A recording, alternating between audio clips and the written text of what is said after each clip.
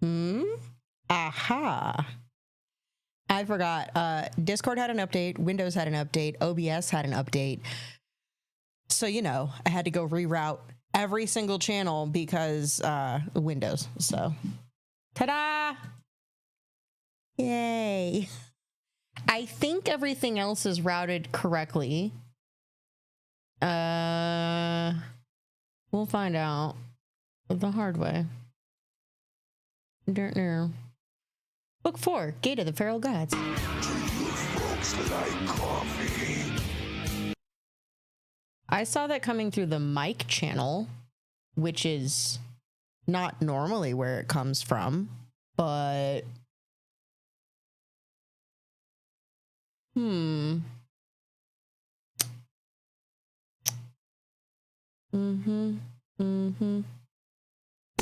Have you checked your bottles? For some reason that's coming through the mic channel. Does it sound normal to you guys?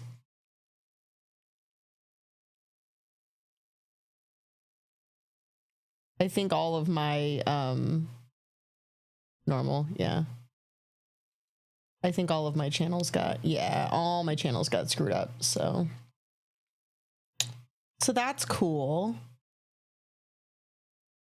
I don't know if that's gonna break things. Yep, that's gonna break things. So let's take that, turn that off. Okay, well,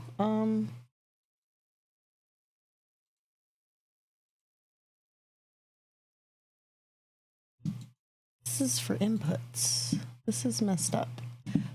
Cool. So yeah, everything's broken, but at least this is working. That's what's important. Stellar is going to be late by like at least another 20 minutes, but that's okay. I had some other book related things I wanted to talk about anyway, so we'll just start with that and see if we can give Stellar a little bit of time. Also, I don't see Kivrin yet. I don't know if Kivrin's joining today or not. I haven't heard from her. I think Kotsuki might be traveling, so that's another not sure if joining or not. I really want that emote or that badge, I guess. Are they all badges or are some of them emotes for the Audible thing? So right now, if you sub to a channel or I believe gift a sub, if you're not already an Audible user, you get 2 months of Audible Premium. And oh, they're all badges. Okay. And then there are these cool, nifty Princess Donut and Carl badges that you can get as well. So I wanted to gift a sub to the channel and see what happens. It says 4 available drops. Okay, but I already have Audibles, so that's not gonna work. Sir, I just gave you treats. Can I help you?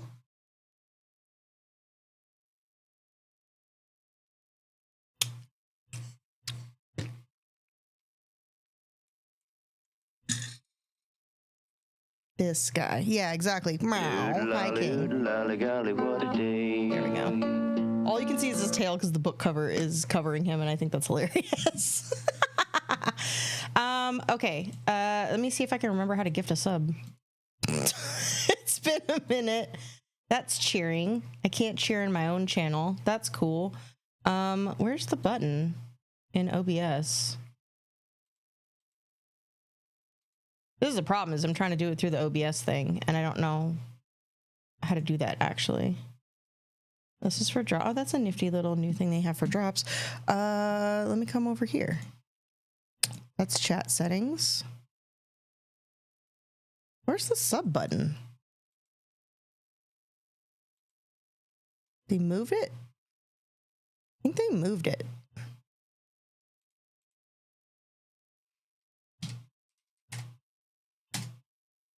Gift. Oh, I can just do /gift. Ah!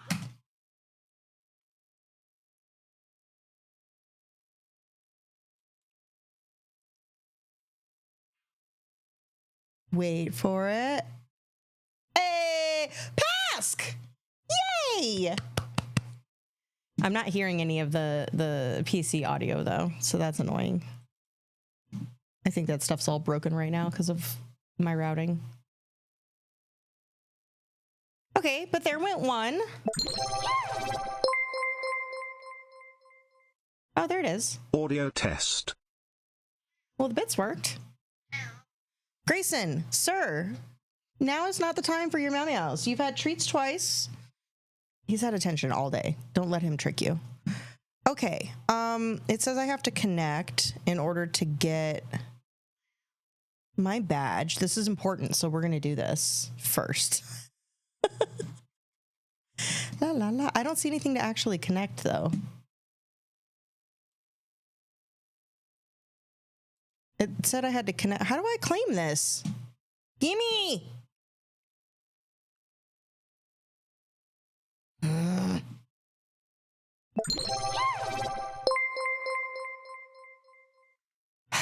Have you heard about our Lord and Savior, Second Tritos? You guys are a bad influence between those Dungen Crawler Carl pins that I found and trying to make my cat fat. Okay, I don't understand how I'm supposed to actually claim this. It says connect, but then when I go to connect, there's nothing to connect. So, chat. Oh, wait, no, it's here.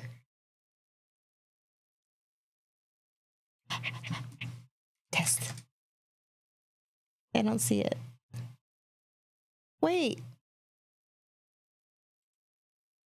I selected it, global badge. Hide badge flare, use custom. Oh, I have to separately set a custom. Oh my god, we have a choo-choo? Train choo-choo. Call boxers! Yay! Okay, how do I get the other ones? I just have to gift more? That's usually how that works, right? You just spend more money.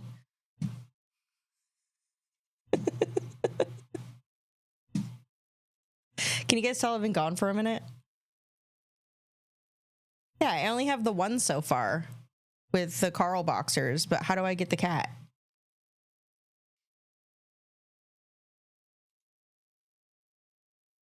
I need a kitty. Okay, let's see. Purchase one new or gift sub to earn the boxers and sub to a second streamer to earn the princess badges. Okay, so I have to go sub to somebody to get the donut badges, but by gifting, I got the boxers. So cool. Hey, we figured it out. We got there eventually. It took a minute, but we got there. Okay. Speaking of princesses,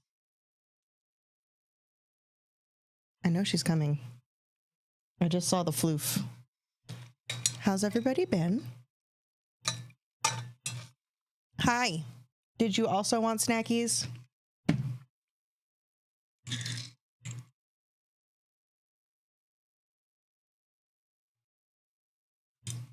Grayson getting treats 3 times. You guys are bad influence.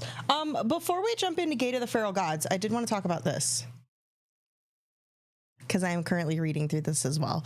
If you didn't know, on August 9th, recently, was National Book Lovers Day, because every day is a thing.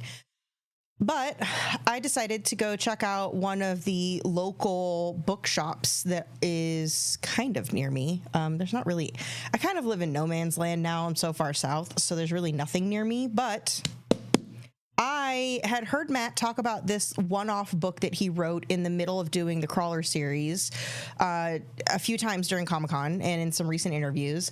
I didn't realize that there actually is an audiobook version of this that is also narrated by Jeff Hayes, so I'm probably going to listen to that as well. But since I'm already a third of the way through the book, I figure I just go ahead and read it with my eyes and my brain.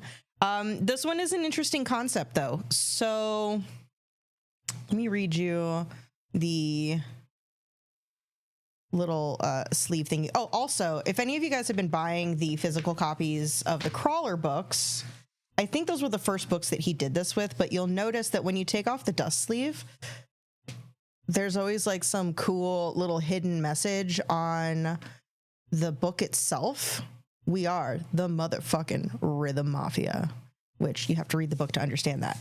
But here's what the dust jacket says if you're interested in this book. All colonist Oliver Lewis ever wanted to do was run the family ranch with his sister, maybe play a gig or two with his band. That's Rhythm Mafia. And keep his family's aging fleet of intelligent agriculture bots ticking as long as possible. He figures it would be a good thing when the transfer gate finally opens all the way and restores instant travel and full communication between Earth and his planet, New Sonora. But there's a complication. Even though the settlers were promised they'd be left in peace, Earth's government now has other plans. The colossal Apex Industries is hired to commence an eviction action, but maximizing profits will always be Apex's #1 priority. Why spend money printing and deploying AI soldiers when they can turn it into a game? Why not charge bored Earthers for the opportunity to design their own war machines and remotely pilot them from the comfort of their homes? The game is called Operation Bounce House, thus the title. Oliver and his friends soon find themselves fighting for their lives against machines piloted by gamers who've paid a premium for the privilege. With the help of an old book from his grandfather and a bucket of rusty parts, Oliver is determined to defend the only home he's ever known. Starts pretty quick with the invasion and is just kind of ramping up from there. So it is definitely interesting. Welcome to our little club of doom. Thank you for the follow. This is not quite to the same degree of a like popcorn book as the Carl books, where you just absolutely have to know what's going to happen on the next page. I would say this one is a little bit slower paced, which obviously it's all just one book, and it's, I don't know, 460. How many pages is this one? 437. So on the shorter side for a Dittaman book, but I'm enjoying it. It's definitely something to read in between chapters, as we've been giving it 2 weeks in between each book in the series to have everyone get caught up. So it is another alien invasion type story, which is interesting. Thank you so much for using your Prime. Just subscribed with Prime. Thank you, Alpha. You only get one of those. I really appreciate you using that here. Thank you so much. But yeah, if you're obviously, so this book, if I was going to explain how it's been so far, one of the things I would say is that it is a little bit of sci-fi. It's definitely another alien invasion thing, which is very on brand, similar to how the whole Carl thing kicks off, but in a very different way. Yeah, it's not like Star Trek sci-fi, Rev, where like that is my tried and true sci-fi as well, where it's not that it's just in space and aliens, but it's always like some type of, like you said, like an allegory to social, political, economic, like it is a mirror of our own society, which is why I always like absolutely love Star Trek, especially New Generation. Different than that. But this one is interesting in that those of you here on Twitch that are probably likely most definitely also gamers, you're going to understand a lot of the other context in this, where I think some people are going to pick this up similar to Dungen Crawler Carl. Like if you don't really know TTRPGs or you're not familiar with D&D, some of the structural reference in it, you're going to be like, what the fuck are they talking about? This is definitely the same vibe that Matt likes to use, where if you read it at the surface level, you roll your eyes and you're like, oh, this is like a fucking a book for 12-year-olds. But it's not. It's all using that as a mechanism to deliver a deeper commentary. There is the social commentary in here. Late stage capitalism is absolutely a huge theme in this. The concern of like not regulating corporations and having them just be as evil as humanly possible is definitely a piece to this. So, but the layering of the gamerness of it is kind of interesting, because I'm just now starting to get the gamers are showing up. And they've been fed a lie. So they've been told that the people on this planet are terrorists and they are anti-Earth. And there was some editing to their DNA that had to be done when they sent them to colonize this other planet, which they sent people out to a whole bunch of different planets. This story is just about one planet in particular. But because they did this gene editing to ensure that they could survive on the surface of this planet, at the surface level, they look like humans. They're exactly the same, but they very much get treated the way that we have issues in our own society, where just because somebody's from somewhere else, there are people that will just inherently be taught to hate them for no reason other than that, just because they are different. So there is definitely a like racism aspect to this, which I think is an interesting commentary as well.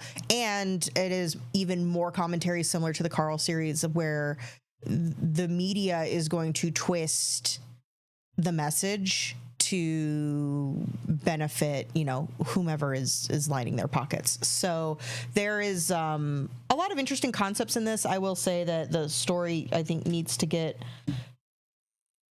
up the pace for me a little bit. But I'm very close to, I think, like a tipping point, because the operation is just now starting in the book. So I'll see where that's going to go. But it was a good palate cleanser book. I think it's good to see his other stories, and it is interesting that he wrote this in the middle of Carl, because I do feel like there are little pieces of it that I can see that influence of the Carl aspect. But that is not necessarily why we are here today. I just wanted to talk about this so I could kill a little bit of time for when Stellar joins, to make sure that Stellar doesn't miss too much, because I know that Stellar is...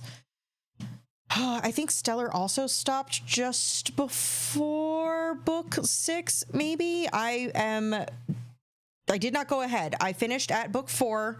Being a gamer makes these lit RPG books so much easier to vibe with. Alpha, are you reading other lit RPG authors as well? I would be really interested to know if you are. The Crawler series is my first. I didn't even know lit RPG was a genre until the Crawler series really took off. But there was a series by an author, I think his name is Shirtaloon, which is an interesting name. I wish I could remember the name of the book now, but it got recommended to me on Audible, and it actually looked kind of interesting. Gate of the Feral Gods, I have to try to like go back in my brain now, because there were so many things that happened in this book. Mid-book, if you guys are in the book club channel, you saw, like, I posted, holy shit, at one point. I thought it was interesting with how many people I've seen post their own comments of, like, which books are their favorite, which are their least, and a lot of people did not love the 4th book, much to my surprise.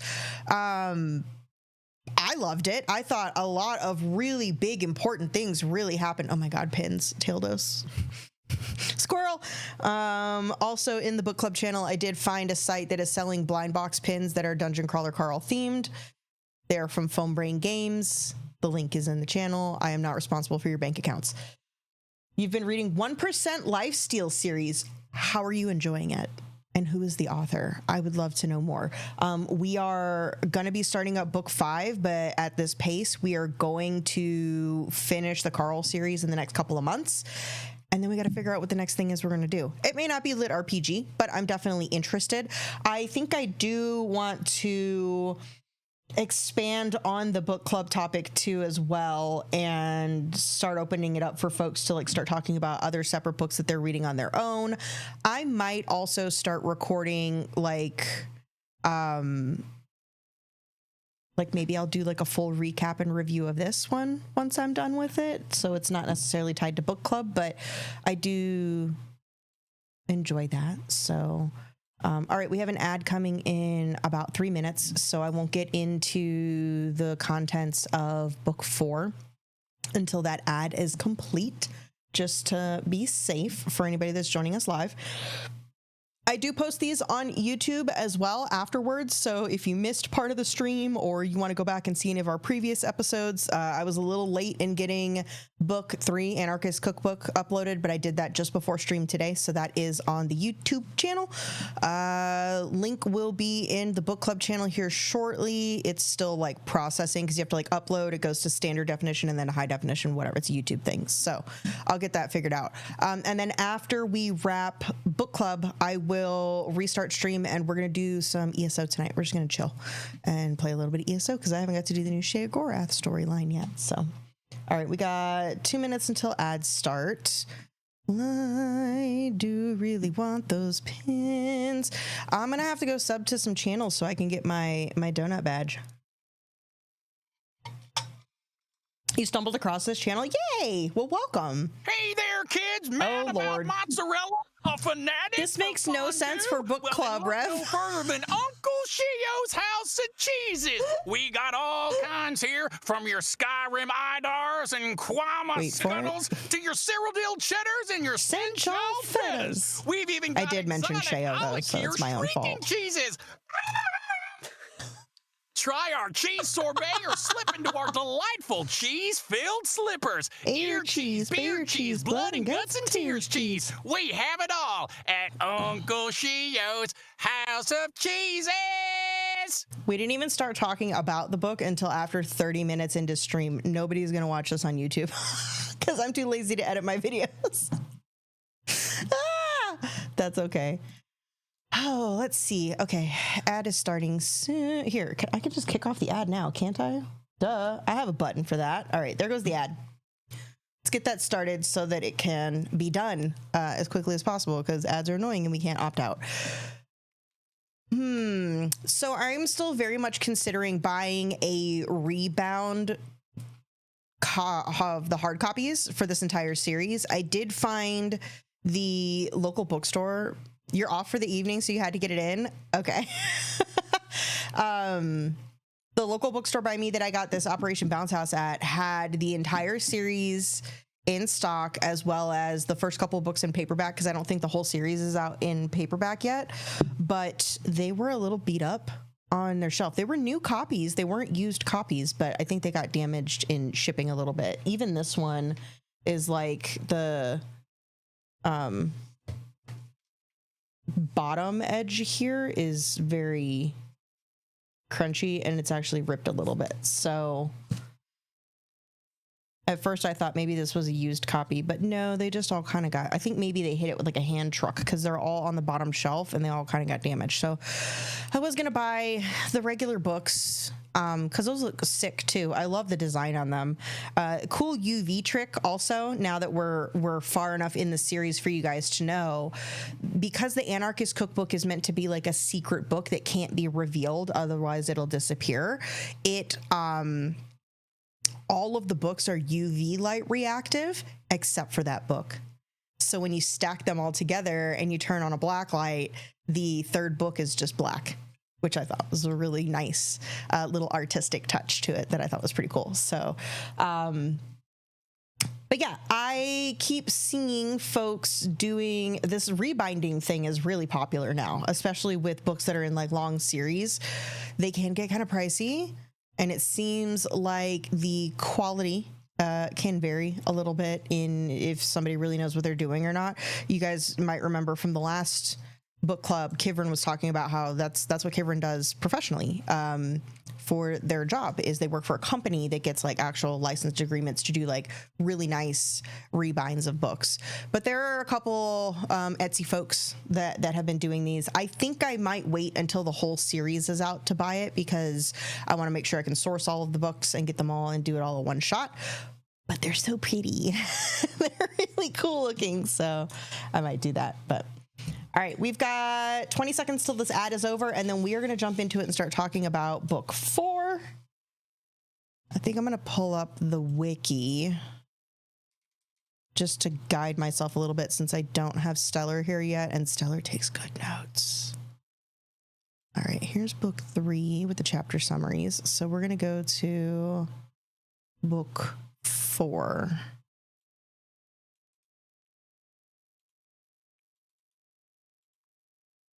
There we go. Ad is wrapping up. Perfect timing. All right, book 4 chapter summaries. This is what I want, just to keep myself on track with like so many things happen in this book.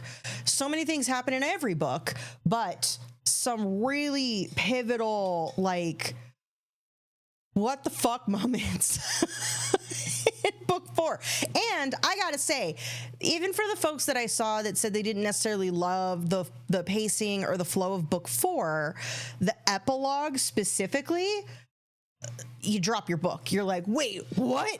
It confirmed some of my theories. It expanded on some things that I had no idea. And the little twist at the end had me going, son of a bitch. But let's see here. So we enter the 5th floor in book 4, which is confusing.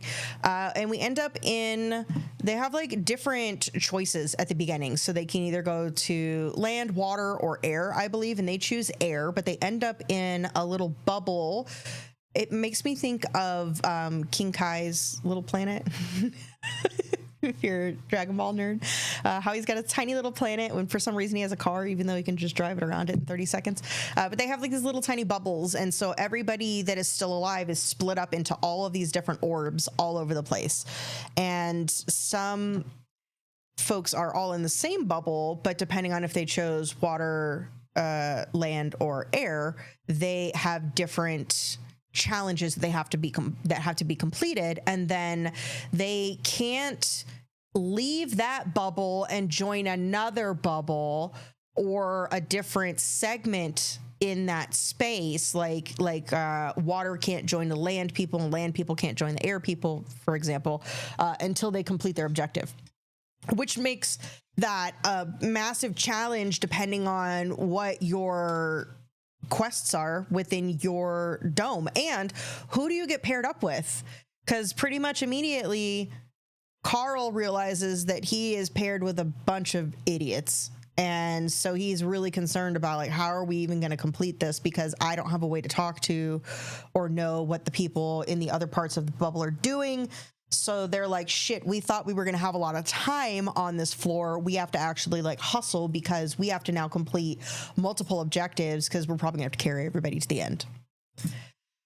The best part, though, is the town that they find at the beginning is called Hump Town, and it's full of camel people. For my ESO people, we all know that camel mount is best mount. I love my camels.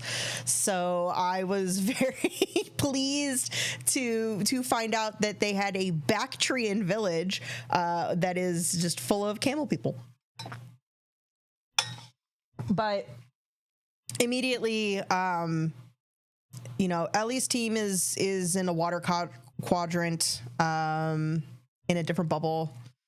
We've got, let's see, Donut chooses, because Donut gets to choose a new class every floor, so Donut is glass cannon this time round, which I thought was like great little tie-in to, like, that's definitely like a gamer reference there. Carl got a new tattoo. I believe it's on his face, and it gives him a debuff against lizards, and then a new toe ring. just blinging out the toesies, all about the toesies. So that is a thing. Let's see here. I don't want to get to the juicy stuff just yet. What were some of the other interesting things right out of the start? Fuck Quan CH. We definitely get a satisfying end with Quan CH, but there's a little bit of reference to him in the beginning of the book because he is the one that came in and fucked up. If you remember, Miriam Dom and Preptente were trying to do some things on the end of the last floor, and then Quan shows up and screws that up in the end, which Quan, how I was saying last time, how he's just failing upward, we find out in this book that that's legitimately what he's doing, because he has certain items and abilities that basically make it so that he can effectively come in and steal people's experience at the end. So he's kind of coming in, sniping, and then like dipping out without really putting himself at risk at all, because he's a scared little bitch boy, and I hope he dies in a fiery blaze. One other really messed up thing that gets mentioned at the beginning of the episode, which was really brutal how they went through it, but Florin, who is the crocodile race guy, and his partner Ifechi, which I believe he calls Iffy, they get into it with Lucia Marr. And Lucia Marr basically did I'm rubber, you're glue, whatever you say bounces off of me and sticks to you, and used an actual skill called rubber, and she can aim it at a source. So Florin shoots a fatal shot at Lucia, but it bounces off of her, and she had targeted Afechi's head. So by recourse, Florin kills his own partner and shoots her in the head. And it is heartbreaking when it happens. It's very surprising. It explains part of why Lucia is at the top of the ranks all of the time, because that is an extremely useful skill to have. But that is just like, what the fuck? And you think that, you know, and I totally would have expected this if Florin died in this book.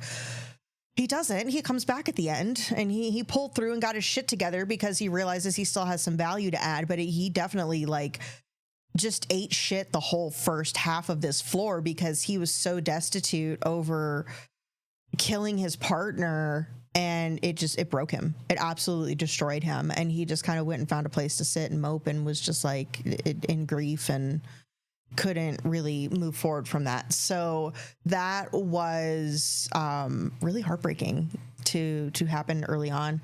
Kotsuki! Well, thank you for joining. I'm just flying solo right now. I'm waiting on, Stellar said he was going to be late, so I'm keeping an eye out for Stellar to join. We don't have Kivrin here today either, so I'm just kind of explaining the book right now because I don't have anyone to talk to about it. What was the other thing? Oh, we did get introduced to some new characters right at the start. Well, early on. And that is Louis and Faraz, who are interesting characters. I'm very curious how long they're going to be a part of the crew now moving forward. We're all caught up now. I get to start book 6. No, this is just book 4. We haven't read book 5 yet. Simmer down. You have to wait. Gate of the Feral Gods is book 4. Yeah. Simmer down. What is the next book, though? Is it Bedlam? I actually don't know what the name of book 5 is. I think it might be Bedlam Bride. Something. Bedlam Bride. But we meet Louis and Faraz, who find out that they have these, like, super swanky skills that basically have allowed them to like cheat their way along and skate by and survive somehow to get to this point. Oh, is Masquerade Butcher's Masquerade is book 5? Oh shit. Okay. I don't know any of the details of what's in that book, but I have heard a lot of people have very visceral reactions to the end of that book. So we are in for it then. So Louis and Faraz, like we meet them, they're drunk, they're messy, they're annoying as shit. Didn't really understand initially like why these characters even got introduced, but it did bring up an interesting aspect of Hump Town is a town with a name of many meanings, and it does mean what you think. And there are lots of prostitutes in this town that are changelings. So Louis becomes absolutely enamored with a prostitute named Juicebox. Just like, what? But Juicebox is like an extremely powerful changeling, and she can basically change on the fly into anything that she wants, which is very different from how the doppelganger skill works for Katya, where she really has to focus, and it takes her time to kind of create her new like metamorphosis each time she changes. The way the changelings work is if they can physically touch somebody, then they can now create that. But even so, Juicebox is like a particularly accomplished changeling that she can just like switch her look all the time. Louis becomes enamored with her, and later we find out that the one thing that you're always told is not true. The stripper is not in love with you. The prostitute does not really love you. She really loves Louis. So I did not see see that twist coming later in the book. Juicebox was like, I love Louis. I want to be with him. And I was like, wait, what? Louis is like a burnout, like a complete just loser. But okay, sure. You do you, girl.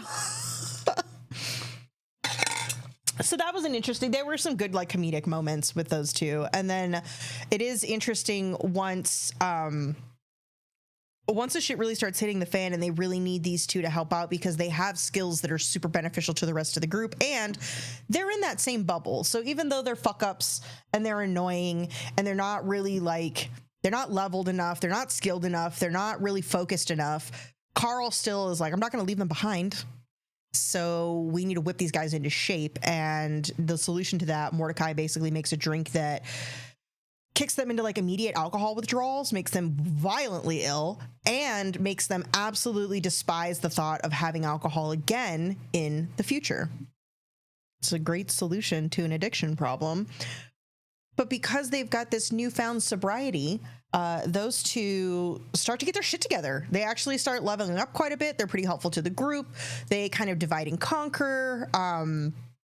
So I have a feeling that these two will be around for a while. I don't know if they're characters that are going to make it all the way to the end, but it seems like the little family has expanded because these guys are hanging out.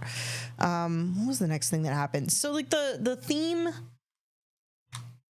on this floor is that the gnome people that live in the sky region basically forced the changelings and the camel folks, or what the hell were they called again? The Bactrians.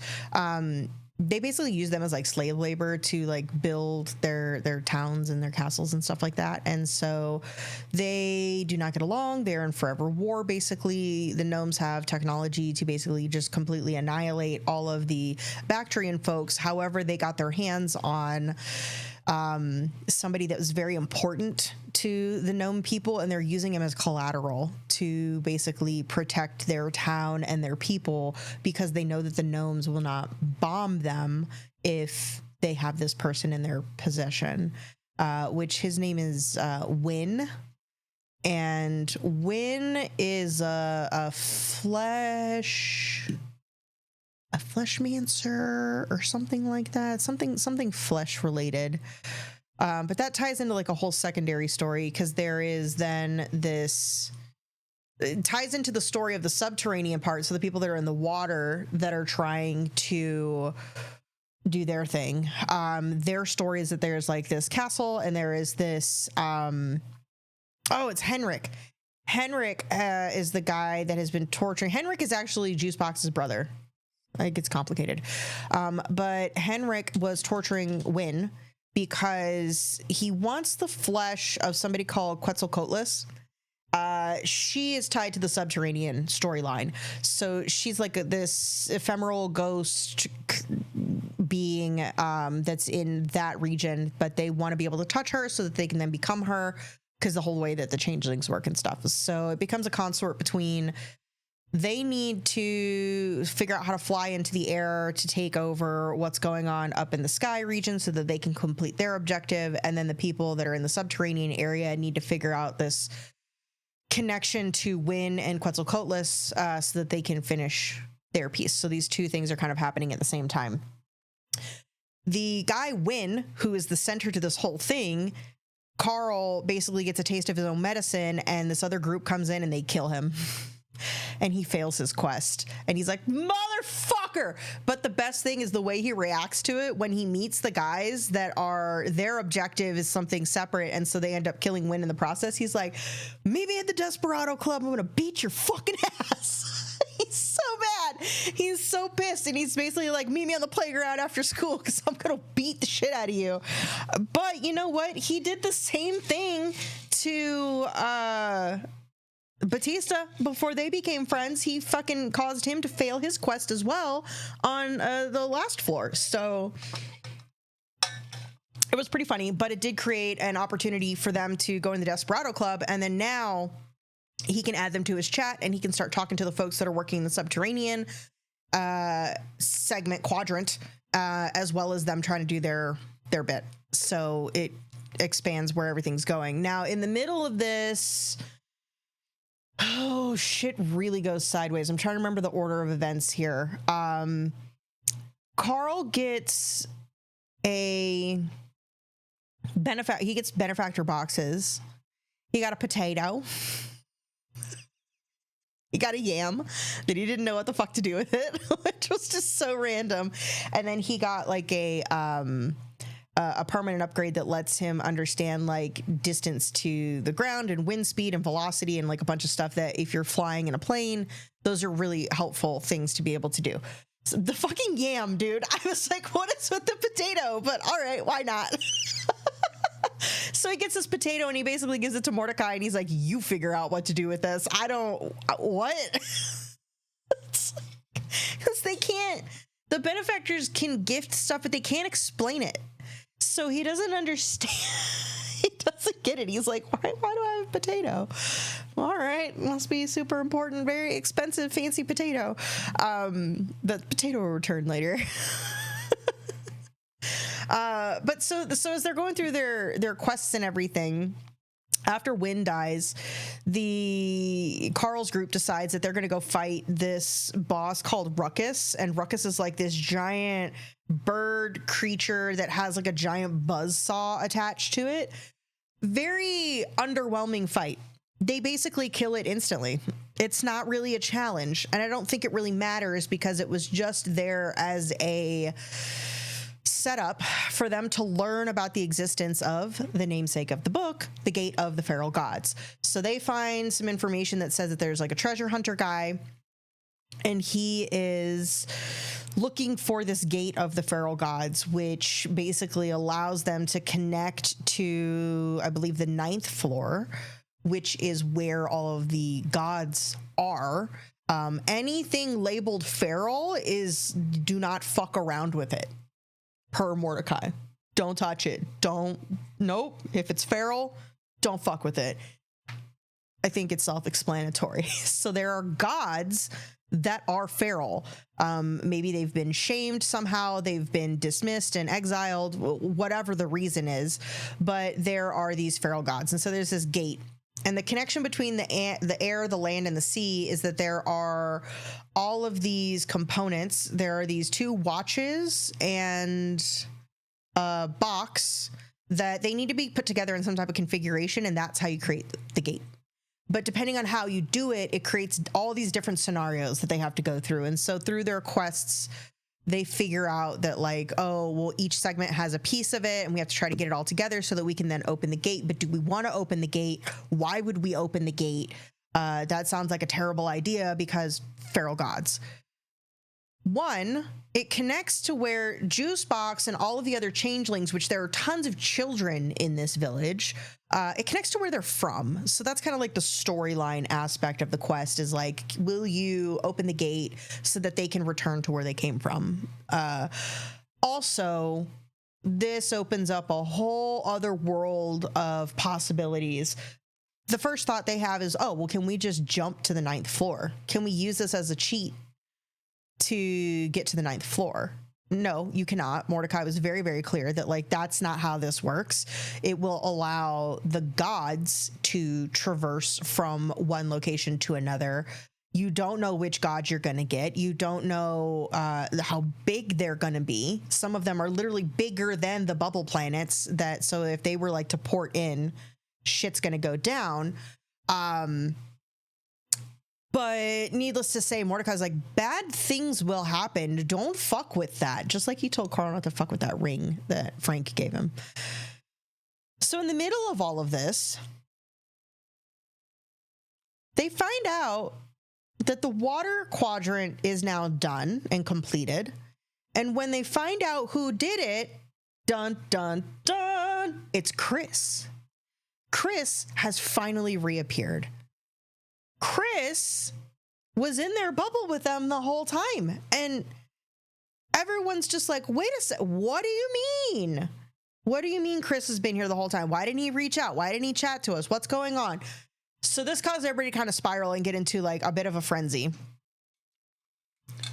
But there's a twist. And this was the first time in the book where I was like blowing up the chat in the book club channel. I was like, oh my God. I was losing my shit. So a whole showdown happens.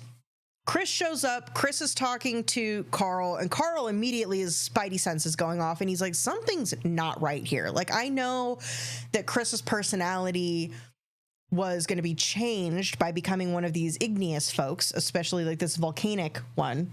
You have qualms about the Chris resolution logistics? I don't even want to try to understand the logistics piece of it, because that is far more complicated. But once he's having these conversations with Chris, he's getting these like BS explanations for like, oh, well, because of this race choice, it damages me physically to use the in-game chat. I can't use it. Carl's like, what? The fuck are you talking about? And in the middle of all this, he's getting messages from Imani, and Imani's like, please, whatever you do, don't kill Chris. Like, please don't kill him. And Carl's starting to connect the dots, and he's starting to like, he's getting that the hairs on the back of his neck are standing up. He's like, something is not right here. Like, what's going on? And Chris starts talking about his daughters and how he already lost one daughter, but he actually has a second daughter, and then says something about when they kill people, they don't really kill them. Meaning, when the invasion happened and everyone got flattened, those folks are not actually dead. They're just being held somewhere in some type of a stasis so that they can then be used against you in the future.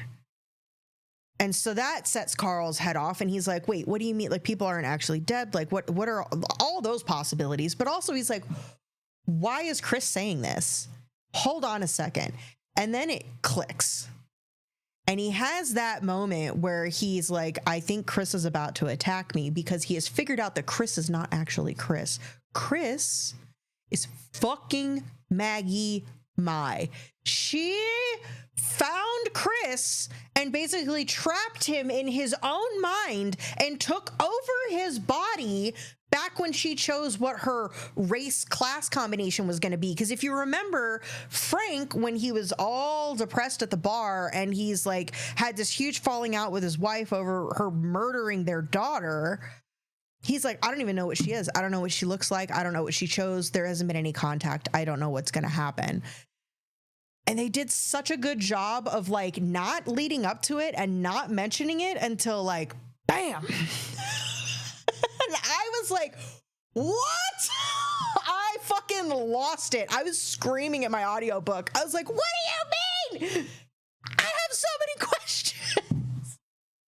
Great twist. Absolutely flawless twist, the way that came into the book. I was just beside myself. They proceed to have a big knockdown, drag out, this whole conversation. And Carl, of course, is just so torn with Chris has found a way to message through Maggie to say, kill me. I've been awake and aware of everything that is happening this entire time that Maggie has had control of me. Please fucking end me. Please kill me. And so Carl takes the opportunity. He knows that Chris is there, and he says to Chris all of the things that Brandon said to him in his letter, that he loves him and that he was right and that he regrets this fight that they had and all of that. So he gets like that little bit of closure, but then he is stuck with this absolutely horrible lose-lose scenario of, you know, he needs to get Maggie under control. He needs to end her and stop her. He also needs to stop Chris's torture. But he also just is really struggling with the fact that the only way that he sees out is to end Chris. And so he finally makes the decision that he's gonna do this. And I thought Matt wrote this really well, like Carl's inner struggle with this decision, because it's very different than like these are NPCs and this is somebody that he knows and he he has so much more depth of connection to, and how much he is struggling with having to make a very difficult decision. And right as he decides that he is going to do this, because he can't find a way out, basically, like, Donut jumps in and is like, hey, you don't have any killer skulls yet. I'm not about to let you earn one this way now. So they step in to end Chris for him. And it all goes to shit, and it doesn't work. And the attempt at trying to save Carl's mental fortitude, because they know that this is going to absolutely destroy him, and they need him as strong as he can be, because he's such a good strategist. They basically get separated, and the Chris Maggie situation gets like sucked underground or underwater or something. Not dead and not reachable either. So fucked the whole thing, as usually happens with them. And Carl is just spinning out. He's like, what the fuck am I supposed to actually do about this? Needless to say, if we fast forward a little bit, we figure out what the potato's for.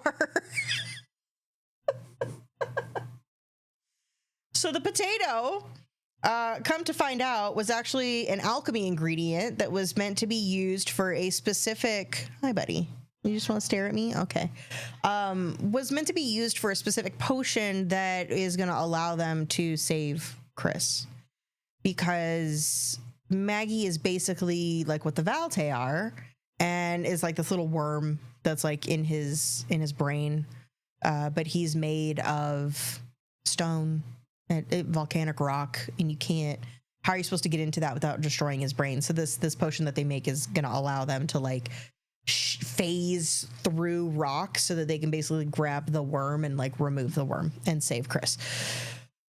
But that doesn't happen until like way later in the book. So this whole time you're just like, oh my God, he's still stuck, still being tortured by her, still stuck. And like they're now, as this all falls apart, like all kinds of other shit happens in the process. Sir, I'm trying to talk about my book. Thank you. I'm trying to keep an eye out for Stellar too, because it's Stellar is now an hour late. I don't know if Stellar's still coming or not. Let me see.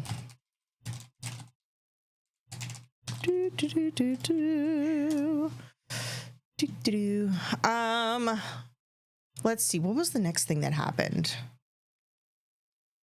So in the midst of all the phasing through the rock and grabbing Maggie out doesn't work legit. That was kind of a, yeah, it's kind of like, what? But I'll allow it. Like, it, whatever. Kivin! Welcome, Kiv. We're just getting to the juicy bits. Welcome. Yeah, it's like that's like in fantasy shit, you know, when people are like hung up on the logistics of it. And it's like, yeah, but there's dragons, guys. Like, just get over it. You fell asleep. Well, it's time to wake up. We were just talking about the point in the book where Chris shows up and it's Maggie Mai, and holy shit, that was when I was blowing up the book club channel and was like, oh my God, oh my God, oh my God. What a twist. That's where we're at right now. So please, anything else that is top of mind for you from book 4 that you want to talk about, bring it up. But yeah, absolutely just mind-bending moment. So, but yeah, the end Chris is suffering moment goes completely sideways. Nobody gets what they want. They get separated. Flash forward, backward, I don't know, rewind to Maggie had so much intense resentment that didn't super make sense for me. I'm okay with that. I'm okay with Maggie, because Maggie's state of mind is just completely fucked. And it reminds me of almost like a postpartum psychosis kind of situation. Like with what the decision, they were not, I will say this again, like I said last episode, They weren't good people before they made this decision. Frank and Maggie were already shitty people. And then Maggie did what she did for whatever reasons that she did it. Rightfully so, it fucking broke her.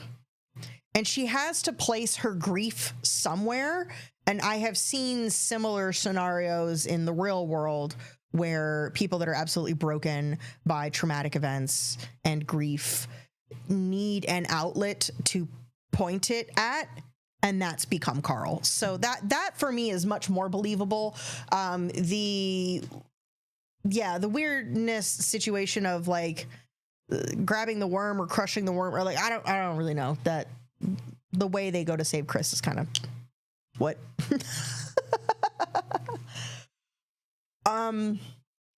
Okay, so we go back to the village. I mentioned there are a bunch of changeling children. So Carl is trying to figure out how can he protect all of these NPCs, because he has decided he is like we talked about at the end of the last book, he's going to burn it all down. And in the process, he is not afraid to kill an NPC if he has to, but he also does not want to cause undue harm because they are victims just the same as the participants, the crawlers. So there are all of these children that are, many of them are sick. They have this affliction called compression sickness. So the changeling kids all look kind of like off and not right because their changeling abilities don't work quite right because of this compression sickness, because they're not supposed to be where they are. They need to go through the gate to go back to where they're from for that things to like be normal. So in Carl's infinite wisdom, he's like, everybody come to our house. So he basically shoves everybody into their like player home, and Mordecai comes out of his room and is just like, bro, he goes from telling them you can't save everyone to why the fuck are we babysitting a bunch of kids? It just gets ridiculous because Juicebox, the stripper prostitute changeling woman, is there literally handing out juice boxes, thus the name. She is kind of the den mother to all of these changeling children. She confesses that she's, actually has feelings for Louis. And all these kids are all over the place and it's all out of control. And so Carl and Mordecai are trying to figure out what to do about it. And so Mordecai basically was like, hey, I actually have this skill, ability, what have you, because I'm a manager. He basically has a TV with like unlimited Earth media on it that he gets as a perk. And so he starts putting on movies. And all the kids sit down and start watching the movies, including Donut. And so Donut is just like having all these nostalgic, reminiscent moments with like Ferris Bueller's Last Day and shit like that. It's just like another good like little comedy moment where she is having her adolescence show, because she's, as much as she's grown and as much as she's like come out of her naivety, she is still like a little kid that was just like a latchkey kid that got left home in front of the TV too much kind of thing. And this is like a moment for that to shine, which I thought was kind of cute.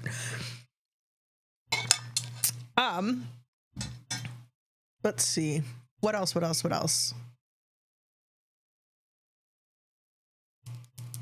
I'm looking at the chapter summaries because I'm trying to remember the order of operations.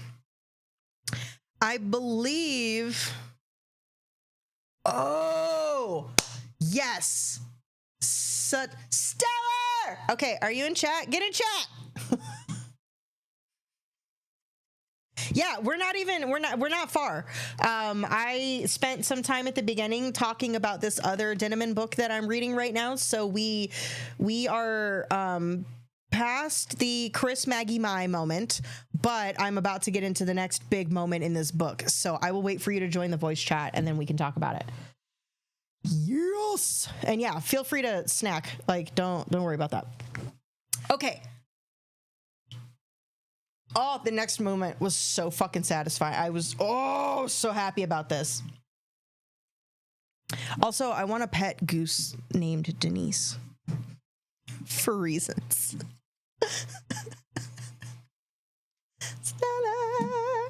Okay, I think my audio is wrong in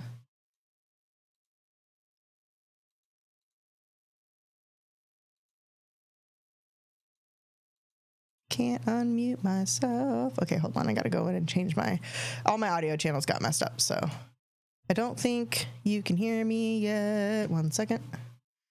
1 second. Yep, that's why. Okay, so this and this. All right, cool. Hey, there we go. Yeah, I had all my audio channels are wrong because I had a Windows update, a OBS update, and a Discord update. So it's been a day. Okay, so we just got past the Chris Maggie My twist that that was my holy shit moment in this book. But that was what I was going off in the Discord about, because I was like, holy shit. I was like, oh my God, it was such a good twist, because I did not see that coming. And in the audio book, they do this like effect on Chris's voice because he's this weird rock guy. And so I'm like trying to listen extra hard to what Chris is saying. And that's when Chris starts going off about his daughter and everything. And I was like, wait, what? And then when it clicks for Carl that this is Maggie, I was like, oh, it was such a good mic drop moment. I was like, oh my God, that's so good. Okay. Yes. Yes.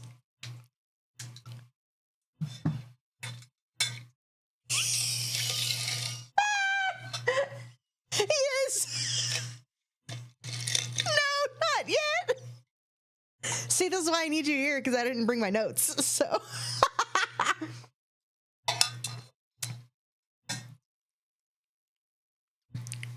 The notes I usually go back after. Like I go like check out a recap. Like right now I've got the chapter summary pulled up on Wikipedia, which is helping like refresh my memory. But so the next thing that happened is so fucking juicy and so satisfying. Can you guess what I'm talking about? When Carl fucking kills Loida. So good. It's so good because they don't let the reader in. They don't even lay the Easter eggs. Like there were some details that got included that I was like, why did he write that? Like, I don't know why I need to know that, but everything serves a purpose. So him going to the sapper's table and him having the doll and doing all the stuff. And then afterward, when he meets this like lawyer, dungeon moderator dude, whatever, the consultant. Yeah. No, he's from the syndicate. And so when he goes back and he's like, here's my theory. And then, to the reader, Carl's like, he didn't get all the details quite right. But yeah, that's basically like what happened is he set up that doll to fail so it would explode.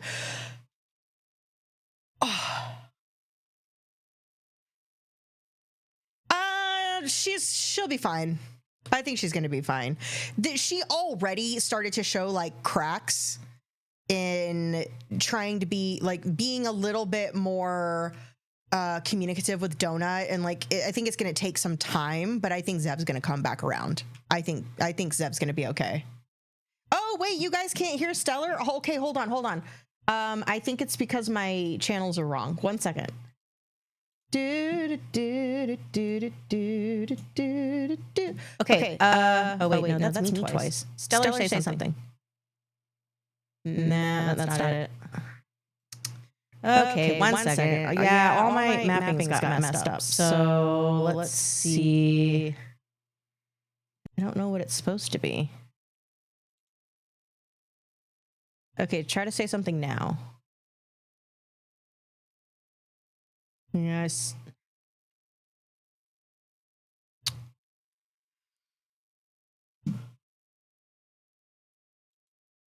Yeah, you have to go sub to a channel to get the other badges, the donut badges. Okay, I don't know which. How do I fix this? Okay. If I set this to default. Okay, say something again. Yeah, you're not coming through on OBS. So like you're coming through to me and I can hear you fine through Discord, but you're not coming through OBS, which means you're not coming through the recording. No, it's not you. It's not you. It's me. It's my channel routing got all screwed up because of the updates. So I'm trying to figure out. I don't know. Let me see here. So if Discord is set to go out speaker 3. It's a badge. It's not so you might have to do a custom badge, Stellar. So where your Raging Wolf Helm badge is next to your name, you have to go in and set custom and choose the boxers. Because, like, I have them. Boxers. Yay.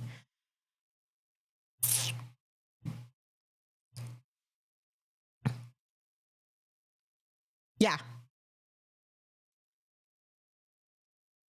No, they're individual and they're blind boxes. Yeah.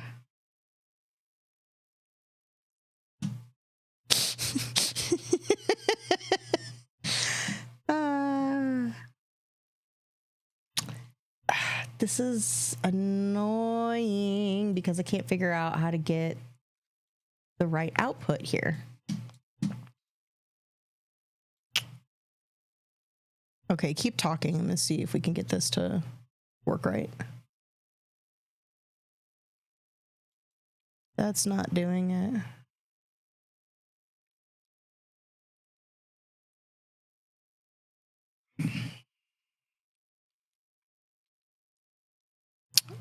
I don't know how to fix this for you guys so that you can hear him, because I think it's an OBS issue and I don't.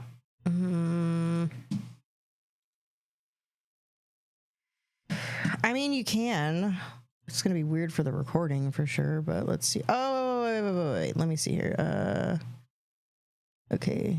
Desktop audio is going to virtual A.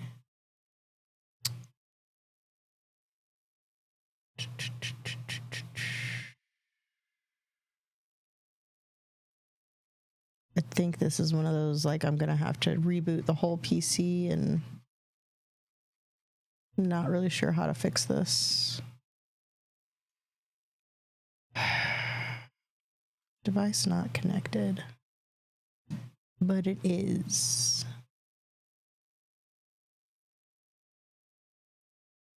So the problem is I don't know what this is routed to before, so I can't. Because I don't think that's going to fix it. Let's see.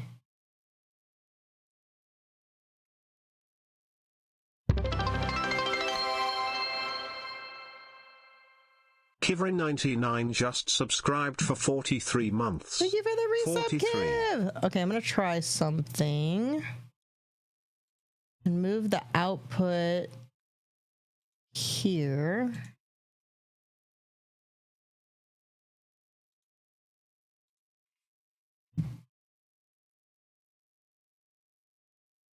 Can you guys hear him now?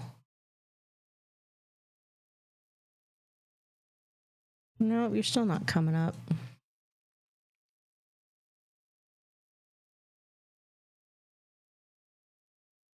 I don't know how to fix this. Shit.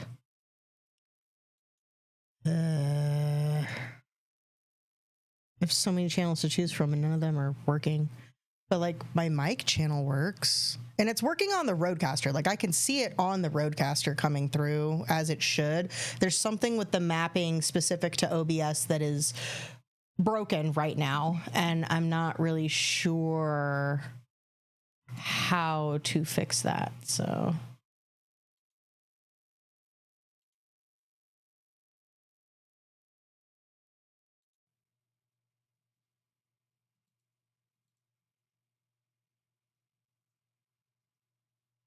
I can see it in Discord and I can hear you and you're coming through and I see all your channels. It's just not coming through here. And then you guys are probably hearing me twice now because of the way I just routed voice chat. So that's not right.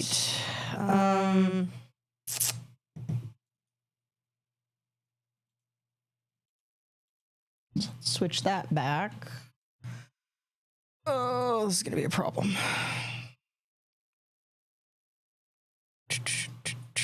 Yeah. I'm gonna have to agree that it is broken. I just want to make it so that it also goes out. Speaker.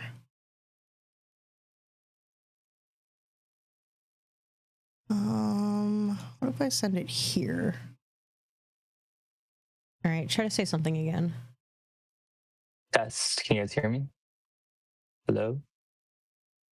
Kiv? I think they Katsuki? can. I see it coming through, Did it go through? but there's stream delay, so I have to wait for somebody to confirm. Okay. So is Katsuki Yeah, here you or is she can. in Okay, Wyoming? so I just route everything through like Okay. a single Hey. virtual channel, so the levels are going to be whatever. But sorry. Okay, we have Stellar now. All right, so where I Hey. was, Loida, fuck that bitch. Yes. She got a great little villain monologue right before she died to show that she is just a hateful Nazi fascist fish. But Yes.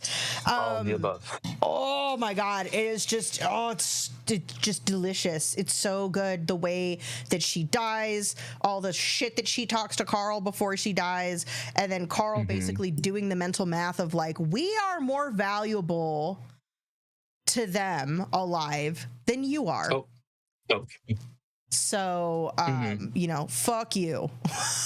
It's so It was good. instant karma, and I loved it. It was like, the fact that they chose the crawlers over her. Because, they called her like what is it, like a low-level administrative, person. So, her value was insignificant. Just so proving the point she got her just... that they don't value her. I don't think she cares though. I think she's so brainwashed that, for the benefit of the bloom, whatever. But she just, oh God, I was so satisfied to see that they actually killed her, which was fantastic.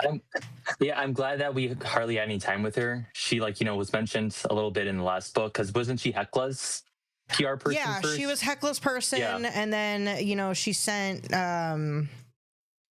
Zev off for, re-education or whatever, and they basically went and threatened her family and did what they did. But I was like, God, am I gonna have to deal with the hateful, horrible bitch the rest of the book series? Because she's just the fucking worst.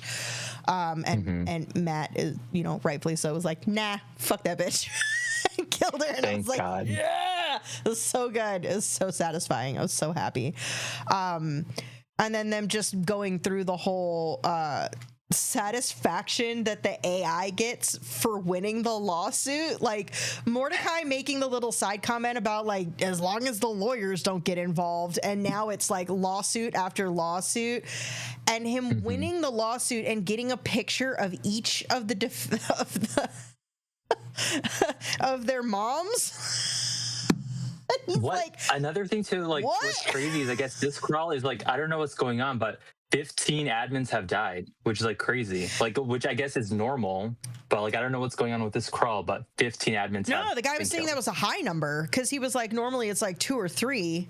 And so far, only by the 5th floor, they've already had 15. And I think it's that you just don't fuck with Earthers.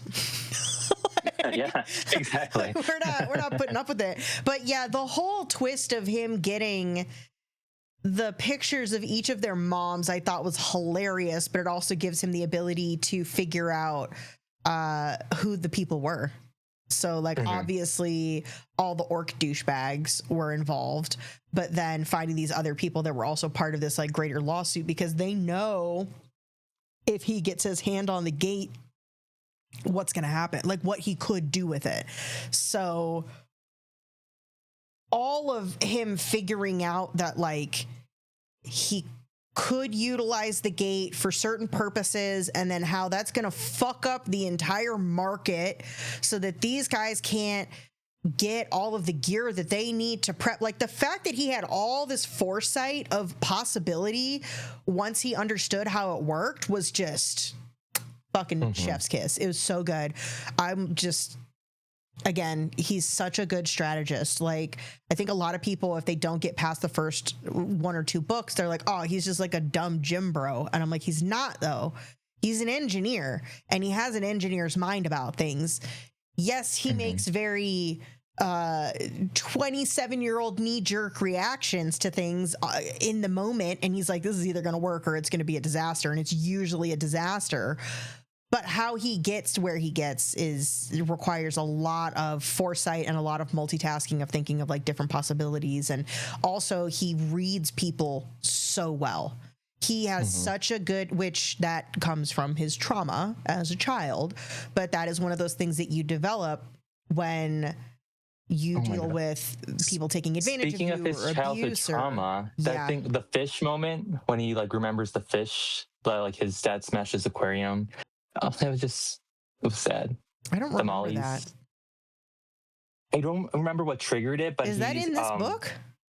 It's in this book, yeah. Oh, I don't remember that for some reason. It was like the smell of the beach that I think triggered the memory of like how when he was young, he had like a tank full of fish. They were like mollies, which I don't know what type of fish they are. And then his dad randomly like smashed the tank. And then like he didn't really like, he mentioned that how he like, what is it? Like he didn't really react. He kind of remained like emotionless and he's fucking broken. He doesn't want to give his dad the satisfaction. Right, but it was just sad. And then there was like moments like that where he also just randomly brought up the trauma too, like, you know, because it's just like always like a trigger, like, you know, something will just trigger a past memory, and it's always sad. And it's like, now that we know that like the system can kind of bring back people, even though it sounds like it's not really them. I wonder if they're going to do that with his dad, with B. Which he breadcrumbed a little bit when he had the wheel, and they brought back the motorcycle and they brought back his tool chest, and he was like, well, wait a second, like these are those things but in a different variation. And at that moment I was like, oh, they're gonna bring back B somehow. But then the fucking epilogue, and I was like, wait, what? God damn it. I was so convinced that she was dead and that this was not gonna, like, I just didn't think he'd take the low-hanging fruit of like, she's alive and then we're gonna go through this whole thing with it. So the whole epilogue is like so impactful, even though it is a tiny little piece of what is a pretty big book. But the fact that the guys are hunting Gravy Boat and they come across her, and then the fact that fucking Brad the Chad fucking 69 is no more was very satisfying as well, because he's a fucking idiot. Yes. I am a king. Okay, Joe Rogan, fucking bye. Yeet, nope. But and it kind of makes me this like Odette now, like, you know, why are you so doing the this, additional Odette? twist of the lady being like, yes, Miss Odette, I was like, oh, this bitch, I knew this bitch had sticky fingers, and I knew she had her hands in everything, but I didn't think it went all the way this far back. And now it makes me really question how many of these things were a coincidence, or how many of these things is Odette just fucking mannequining from the background to make certain scenarios happen, and to make like, now it's what my original theory was, is that I thought it was the AI though, that these things are far too coincidental, far too frequently. Like, it just didn't seem, it felt like there was a greater architect behind it all, but what the reasoning for it was like, I don't get it. Like, why though? And now I feel like I'm more justified in that theory, because I think, well, here's the thing. I don't think it's just Odette. I think Odette is like the catalyst and the contact person, but because she's doing backdoor like gambling on this shit, and she's, you know, investing in certain groups and trying to make money. Like, I think there's a whole separate layer, you know, of Illuminati Freemason folks that are insider trading this to their benefit. And she is a part of the architects doing that. Like, that was what was in the back of my head this whole time. Yeah. So I think she's a piece of a larger group that doesn't have a Who was the group that gave him that like sweet potato thing that ended up helping? That was from Valte, I think. That was, or no, that was from his, that was from the other folks, the pacifist, the pacifist folks, which clearly them being pacifists, I don't think has anything to fucking do with anything, because once you get that conversation that they have and they're like, those idiots couldn't even figure out the potato. It's like, what is going on? But yeah, like this is clearly the dungeon is what it is. It's like this exists for the common man to consume and for them to generate money. But I think there are so many more important things happening over the top, and so many backdoor deals and exchanges and folks that are working probably around the constraints of the syndicate and the AI. And so it just makes it that much more juicy, because I'm like, there are so many other variations of how this could go. And that epilogue just set me, because I'm like, oh my God, okay, so a bunch of stuff that I thought maybe, and then I convinced myself maybe not. Now I'm like, no, definitely. So like fucking spiraling in this book, which blew my mind when people were like, I didn't like this book that much. I was like, what do you mean? The possibilities are endless. And on top of that, we finally meet Samantha. And goddamn, I love Samantha so much. Really? I would kill your mother. I was like, oh my God, are you kidding me? Fucking love her. The whole moment when the other the demigod, deity, whatever chick shows up and starts talking shit, and Samantha's like, throw me at her and give me a knife, I will fuck that bitch up, and she's just ready to fucking rumble. I was like, oh, she's a real one. This is fantastic. The whole chaos that she like inserts into any scenario, because she is such a live wire and she's so unpredictable, and her being like a lesser god, and then her having all of this knowledge of the gods, it's perfect timing, because he's now got the gate, and then he opens it up, and like all of these gods show up and start wreaking havoc. And then the dog, obviously. So where I was at right before you joined, Stellar, was like talking about the Chris Maggie Mai situation. But what happens in the book next?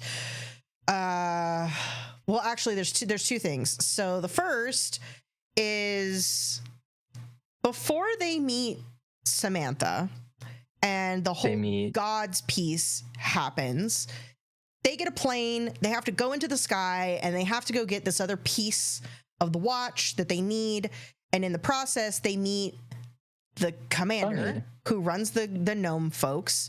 His daughter, find that he's been murdered something horrible, and the daughter is completely like not catatonic, but like something's been done to her so that she's like not upset. Yeah. She's obsessed with like making lemonade right now. That's all she seems to care about, is making lemonade, because she's like just stuck in like a one-track mind. And then we get to meet Denise. Fucking Denise. I was like, what? They describe this horrible, bloody murder scene, and they definitely explain it in a way that you think that the daughter did it and that she's psychotic. And then the daughter starts talking about how Denise did it, and Denise this and Denise that, and her little pet pig. And you're like, wait, what? Who is Denise? And then I thought it was going to be some like crazy pet, like some crazy hound that the dad for some reason thought was going to be a good idea to get the daughter. But then it ended up being a goose. I didn't know if she was going to be like possessed, or like I really had no frame of like what Denise was going to be. But then with Denise being a feral goose, it's like, what? And a feral goose that doesn't take any damage. Why was she given Denise in the first place? Because the dungeon, because dungeon things. Because the pig died. And then he needed a pet for his daughter. Like, yeah, the pig got killed, and so they're like, here's a feral fucking goose. Like, sounds like a bad idea. But I just want to say, I mean, that's not how what is it called? What is it called? The thing in the sink that got her in the end? Oh, the garbage disposal. That's not how garbage disposals work. But I mean, hey. What do you mean? There's not like blades in there, right? Yes, there is. Like don't ever stick your hand in a garbage disposal. It's spinning blades. It's the bottom of a blender. I thought it was more like a little contraption that, like, did it. I don't think No. Are there actual blades? Yes. Don't ever, like, if you ever drop anything in there, don't stick your hand in there unless it's unplugged. Because if you I thought it wasn't so accidentally exposed. I thought it was like you had to like it No. went into like a little contraption. There's just the rubber was- gasket between the sink and the thing, and if you stick your hand in there, you're sticking your hand into an open blender basically, and there are blades that just spin in there. So typically Don't it ever wouldn't stick your- be strong enough to shred a living goose, but you know, dungeon things. But that whole, it's very reminiscent to me of like once they have the realization of like they have to cut Gary's hands off, not once, not twice, but like 20 fucking times, and they have to do this horrible thing multiple times, and then when it clicks, because haha, the lemonade is just lemonade, gotcha bitch. That was satisfying when the AI was like, it's just lemonade, bro. The AI was so spicy this time around. It was like, very spicy. The had an AI is attitude. becoming more unhinged by the moment. Like it is 100%. between the lawsuits happening and if it's ever like told it can't do what it wants, and then as things just start getting crazy, the AI is absolutely starting to spiral, which Mordecai goes into a whole explanation that like this happens every time. And then when he tells Carl that like, oh yeah, but then at the end, like they get their own little world and they just get to control it forever. And Carl's like, you motherfuckers, they get to fucking have their own little peace and quiet at the end of all of this. A fucking AI. Oh, how dare you? It just makes him so much more upset, which I think is the right reaction. But just the whole insanity of the fight with the goose and figuring it out and going through it and then having to just obliterate the goose was hilarious. That whole fight was just like, take a step. It was just whack. And then they come back down, they meet up with everybody, they're like, haha, huzzah, we have this piece, also we have this little girl and she's gonna be traumatized, so like, can you deal with that, Juice Box? And Juice Box like, come on, little girl, we're gonna go be fucked up and traumatized with the rest of the changeling children. But then I thought maybe Katya was gonna because like they mentioned, did they mention earlier or wait, no, I think Katya that was starts later. to tell the story a little bit about how like she wanted kids, and she doesn't really give the details of exactly what the fuck happened just yet, but she does mention that she was going to adopt, and then, you know, it didn't happen. And it did feel like they were setting it up for she was maybe going to like take this little girl under her wing. That's what I was thinking. But the girl is an NPC, so like I don't really know how that would work. I don't think she could leave the floor.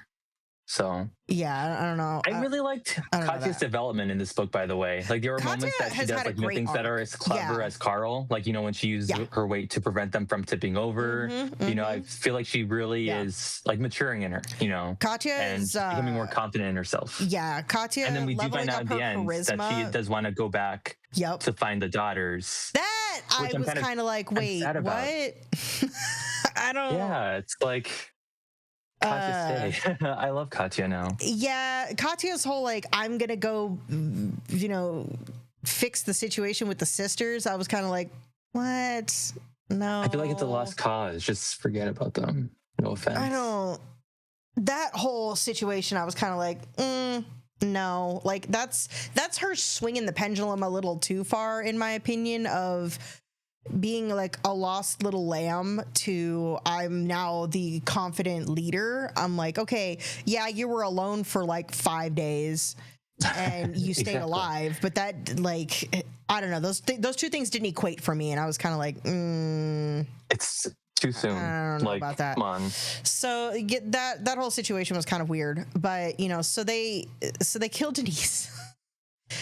I mean, it's definitely setting it up for more story points and for things to, you know, Kivern, I think it's because like he can't separate Carl from Donut because it just, I think the readers would be too upset, and I think it would create more problems than it solves. So he has to take other beloved characters and separate them. Like Amani and Ellie are kind of doing their own thing and they come back and forth a lot.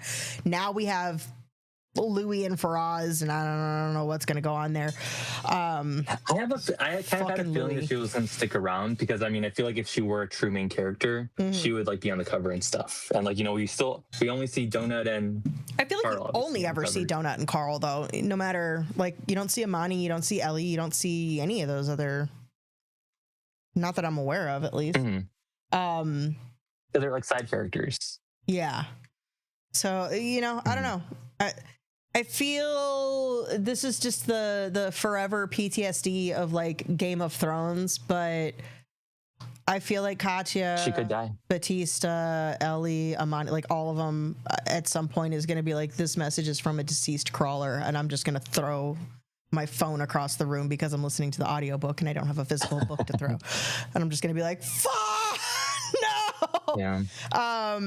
But I at least hope that we're not there yet. So I hope they don't die off screen, though. I hope, like, if any of these people die, it's like, you know, like a you great want him to battle. be even more They're traumatized together. by it happening in front of him. Well, I mean, I'd rather that so they have closure, some type of closure than, like, you know, a message, like, you know, like, dear Carl, like, you know, this is the end for me. It was nice. Well, that's kind of how Brandon like, you know, did it. Like, Brandon knew he was running out of time, and so he was like, this is gonna be the last message I ever send, bro. What did you think of the whole whale thing underwater as a crazy moment? Oh yeah, so as I was saying, I was like, so they finished. I'm probably doing these things out of order because I can't remember the fights in like whichever we order. were kind of jumping. But I don't remember them either, but they did the whole Denise fight. But yeah, they end up in the water, which I think that actually happens after the Chris Maggie Mai situation, because they get like sucked under and separated, and then they end up in the water. And the audiobook is so fucking perfect.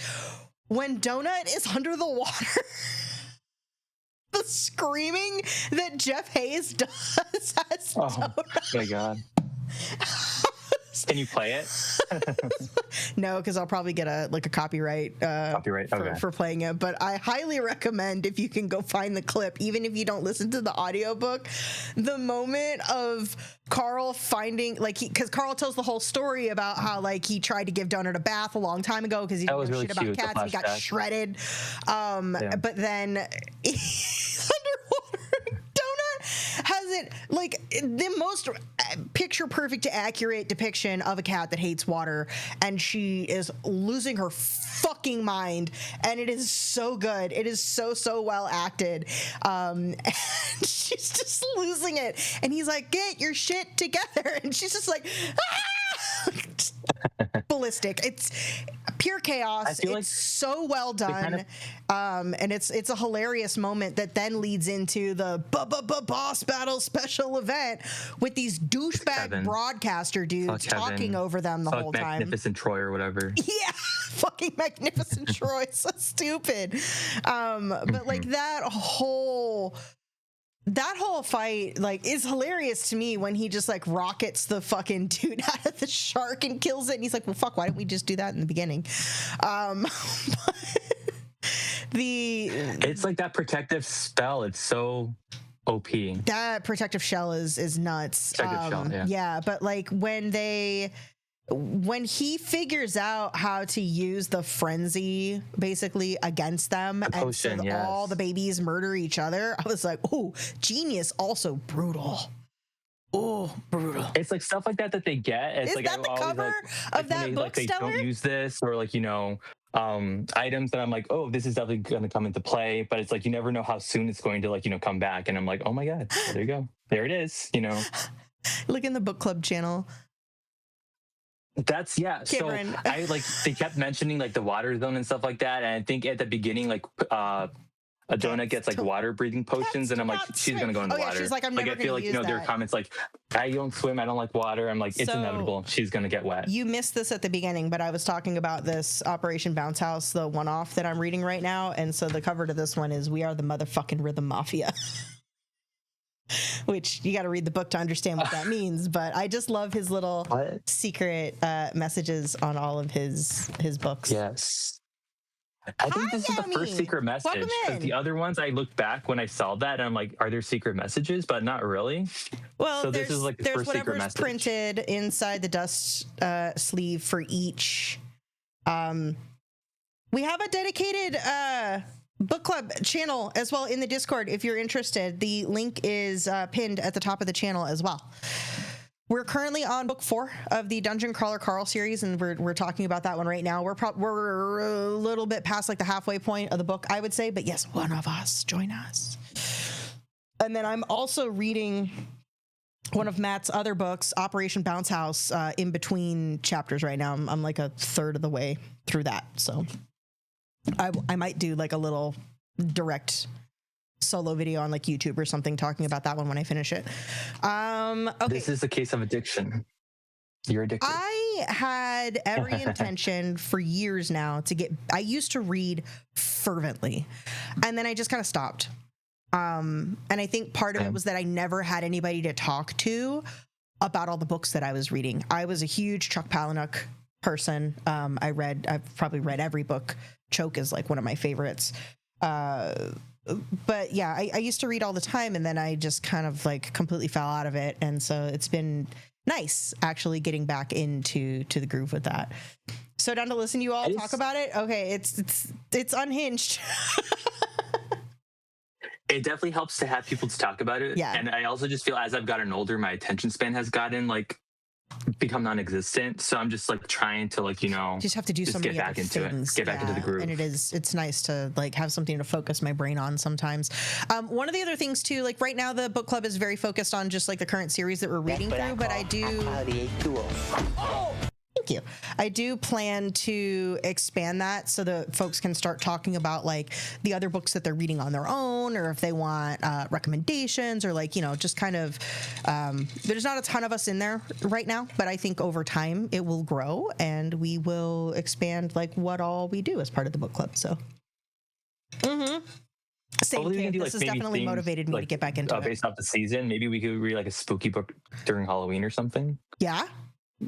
I'm definitely like starting to think about around when we're going to finish the series, because we're definitely going to get caught up before like book 9 comes out, and then we need to figure out what the next thing's going to be. So totally open for that. Okay, so we killed Denise. We just talked about the shark fight. The shark fight was ridiculous, but more so. Did you guys talk about the mage? How gross he was? No, that was the next thing I was going to bring up. Okay. So, because I jumped ahead a little bit and mentioned that like we met Samantha, but we didn't talk about how we met Samaith. After the whole, are the sharks after or before the mage? Before.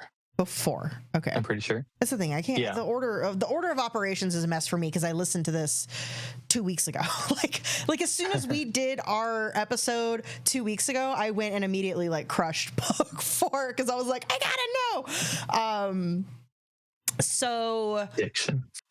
The Mad Mage situation really borderlines on like making you viscerally uncomfortable, because they start to explain that this guy basically became completely obsessed with this like fictional character, and like he had a partner and kind of ignored her because of his obsession with what ends up being Samaith. I forget what was the name of the god that Laika. So Laika was the goddess, whatever, that he was like obsessed with. But just the whole explanation of it and his level of obsession, and then him like making her his wife and consummating, and like the whole thing was just very. I felt uncomfortable. I mean, it was meant to make you feel uncomfortable, but I was like, ugh.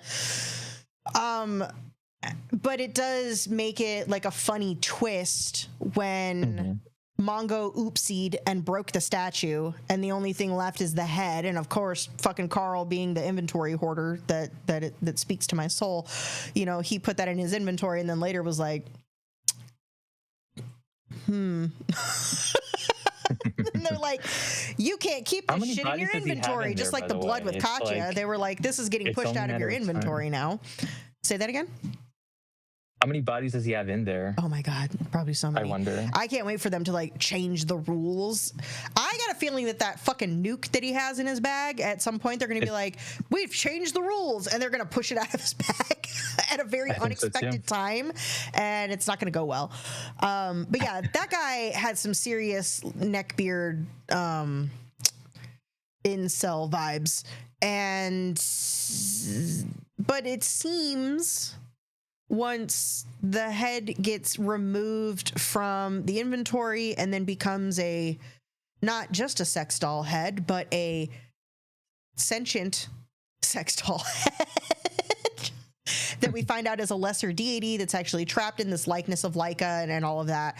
It seems that she somehow willed this situation to happen, because she doesn't give all the details, but she does mention that like this was almost kind of intentional. So we don't know all of the background on exactly why Samantha ended up in the situation that she did, but it doesn't matter because now we have Samantha and she's a fucking hoot. She is insane in the best way. But I just really loved all of the shit talking when that other orc lady or whatever, which she ends up saying is her mom, didn't she? Yeah. She was like, that was my mother. And you were like, wait, what? But that whole shit talky moment, it was just so funny. And then Carl gets this, surprise upgrade to his, I can never remember the name of his swing stick thing. What is that thing called? My brain wants to say Chitauri, and Chitauri are the aliens in the Marvel movies. His the thing that slingshot thing. No, can't think of the name of it. What is it called? Is it the thing that's like a glove to throw things? Chistera. Thank you. I was like, I was like, chia, something like that. The Chistera. So he gets that like upgrade to it. And at first he's like, what the fuck am I supposed to do with this? And then he realizes that like he's supposed to use it to, or that's right. He was like, I think this was intended for something else in the future, but the timing worked out. And so they gave it to him now. And he gets that, like, celestial level weapon upgrade, and he uses it to fucking fling Samantha's head. It was like, this is fantastic. She's just like, give me a knife. Like, all she could do is hold the knife in her head. Like, she can't do anything. So I just can't. I can't wait to see what other kind of ridiculous shit comes out of her mouth, because she is just completely unhinged in the best possible way. And this is kind of random, but it's kind of related, because he got this because it's like a hobby, it's like a sport or something, like highlight or something. It was, and then they still haven't talked about donuts though, and I did look it up. Patches. And it's like patch collecting, so I'm like, I wonder if that's gonna they haven't somehow. So they haven't. I forgot what it's called. It starts with an S. They haven't explained. It's really it's like a long, complicated word. They haven't explained it outright, but they have mentioned, like, because he gets the jacket that he can start putting patches on, and she was like, "Oh, it's just a stick on. Yeah. It's not even like engraved." Like, she says all these things that's like the setup. Why the fuck do you know that? And even Carl's kind of like, "What? What are you talking about?" Probably assumes that she just watched too much Antique Roadshow or something, but it's like all the knowledge is there and she's using it, but they just haven't figured out that that's because that is the skill that she picked up. I'm like, do you guys not have like Dungeon Google to figure out what that skill is? But literally, yeah, he gets that new jacket and he gets his little face bandana upgrade. So now he looks like all the pictures that I see of him online. I think he has all the pieces now of all his gear, because he's got the spiky knee pads, he's got the boxers, he's now got the patch jacket, he has the paisley bandana, he's got his gauntlet. Does it show him with a little tattoo that he has that like increases the damage by lizards? So, I don't know if it's like but it's under his eye and he has the bandana on, so I think the bandana is covering it. Covers it because it sits really high over his nose, like on his face. That makes sense. I'm sure if I go look at some of my other like artwork stuff that I've saved, there's probably somewhere he's got, because it's supposed to be like a little tiny tattoo, but almost like a freckle. So that's the next thing I was going to get to, Kivs. So we go through the whole, you too can have the boxers. I got it. I don't have donut yet though, Duplex, because you have to go sub to somebody else's channel to get the donuts, the 2 donut badges. So I'm gonna go get that. Twins. We wore matching boxers today. This is how Twitch gets me to finally spend money on the platform, is you bring in Dungen Crawler Carl, and then I'm gonna do it. Okay, so yeah, we get through this whole bullshit fight and they get Samantha, and then we start doing all the shenanigans, this plan that he has been alluding to the entire book, working through and prepping with Imani and Ellie and all the other folks in the other bubbles. He figures out how to use the gate, and he starts opening the gate to let all these different gods in all these places. And the first thing that happens is Orthros, the puppy, shows up. Not small, like gigantic puppy, but he's a puppy. And he takes damage very easily, and the AI takes this moment to absolutely just fuck up Carl's plan and was like, hey, anybody that kills the puppy gets all these sick bonuses, shit tons of gold, shit tons of experience, all these amazing things. And then on the flip side, gives a quest to Carl and his group to protect the puppy. So who else other than Quan fucking CH would show up to fuck this up for everybody? Carl goes out of his way to be like, none of you motherfuckers touch this, but if you fucking touch this dog, I will hunt you down and I will end every last one of you. Do not fuck with this dog, because there is another god looking for the dog. His name is Empress, and everyone will get burnt into a crisp. It's going to get really bad. Don't fuck with the puppy. But of course, Quan shows up and insert douchebag. But it leads to such a delicious fight. But it didn't end how I wanted to end. I'm okay for them to fight again another day, because he ripped his fucking arm off. That is so satisfying. We got the arm, but so satisfying. And it just makes him that much more pissed off and spicy for the next time that they're going to fight. In the process of this, Carl learns a lot more about Quan's skills. That's how we find out that he's got this douchebag ability that is causing him to go in and snipe people's experience and then dip back out at the last minute. And that's how he's failed upward into the, top 10. Yeah, he made him lose one of his biggest benefits of his robe. And just the whole way that Carl completely just sees red and rips this motherfucker's arm off. And then obviously, like, they put 2 and 2 together with the rings and figure out that, like, one of these is his daughter's ring or something, who is probably dead or whatever. I don't give a shit. It does not justify any of the bullshit that guy has been doing this whole time. And there were just too many bitches this book. There was Maggie. There was Lucia so many Mar. bitch ass mofos. There was Quan. So many. There was Loda or whatever that. Yeah, and but Loida got hers. Did you talk about Lucia Mar and what the yeah, we did. We talked about it at the beginning. Yeah, the whole situation with Florin and Effie.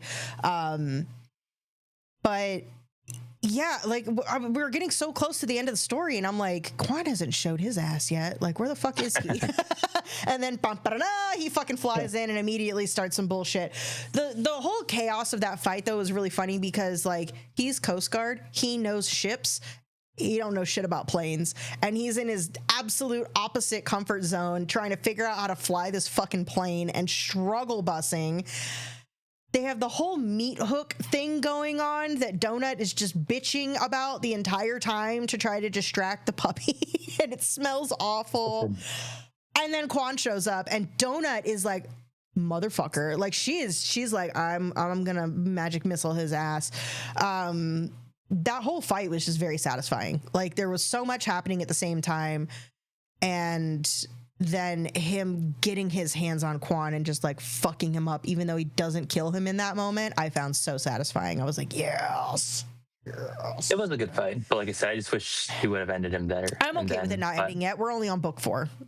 Like, he's clearly a primary villain, and he needs to like get even further. I almost want Prepotente to be there when Quan finally gets his, because he screwed over Miriam, Dom, and Prepotente at the end of the last book with what they were trying to do. So I hope there is a large group of people that have been wronged by this guy when they all get to just like drag and quarter him. Pull him apart. Yeah. I was like, tar and feather his ass, rip him to shreds. Fuck Quan CH. That guy sucks so fucking much.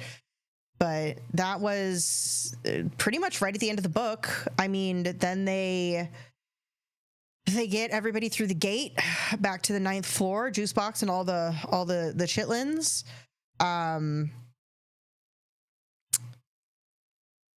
Saves Chris. Juicebox is still in the picture. Juicebox loves Louis. Juicebox goes over to that one place. Which I don't get.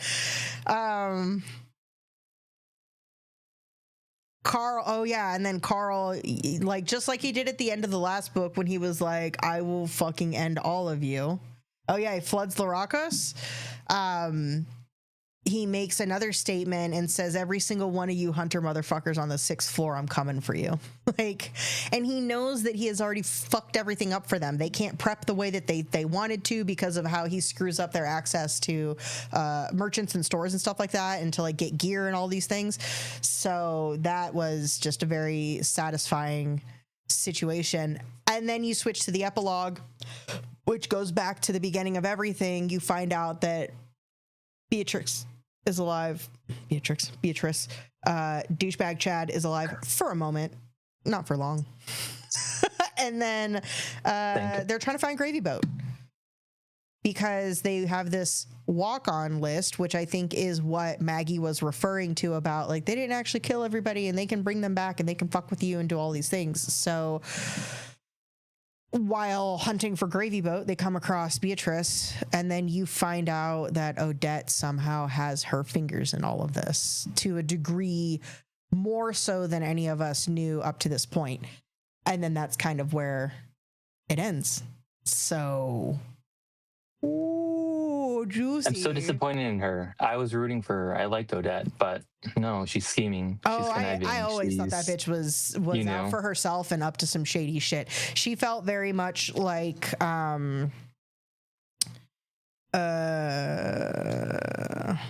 who's the guy in Star Wars that runs Cloud City that double crosses them? Why can't I think of his name? Lando. Yeah, Lando Calrissian. Like, she pulled one of those. But Lando did it because he was between a rock and a hard place, kind of. Not that he was necessarily like shady by nature, even though he kind of is. She, I feel like, is just out for herself and shady by nature. Like, she's just, I really do feel there is some type of like an Illuminati group, some skull and crossbones shit going on, that they're architecting all of this from behind the scenes to their own benefit, whether that's like betting and inside trading type stuff to make more money at the cost of everyone, or some other ulterior motive against the syndicate, maybe. Obviously, like the Valte and the Kuatine are at odds, but like, what is the Valte's relationship to the syndicate at large? I don't really know just yet.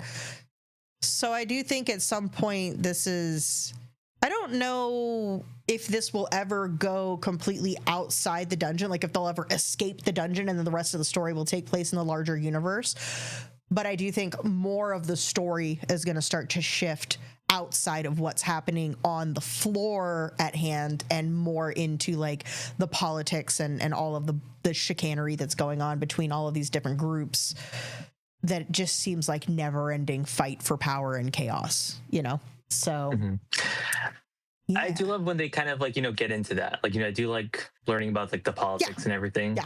I like when like we get more lore about the gods, and it sounds like there's definitely more in store. Yeah. Like Carl becomes an acolyte of Emberus too. I didn't mention that, but he gets access to Club Vanquisher, so we have a new club that we can go to now as part of it. But like, what is that going to be? He pledged allegiance to an unhinged feral fire god. That can't end well. So. It'll probably come back to bite him, but I feel like, can you unpledge? Like, you know, I feel like if anyone can do it, Carl can find some way to get out of it. They still have that bolt that can kill a god. So.